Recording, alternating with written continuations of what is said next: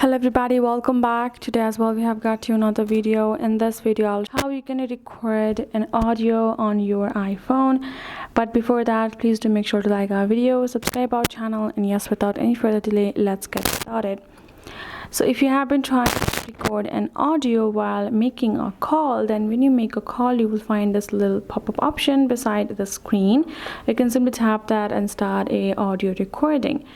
And other than that, if you simply want to record audio in general, then you can go to this section of utilities. In this section you will find plenty of options, including the voice memos.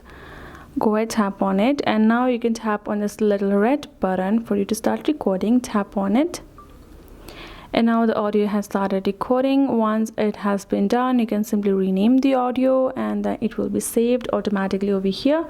You can tap on this play and you can play it, or you can simply tap on this delete and delete this audio as well.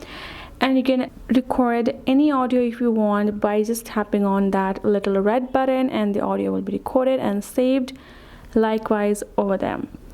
That's how simple it is. Hope this video helped. Thank you so much for watching. I will see you guys in our next video.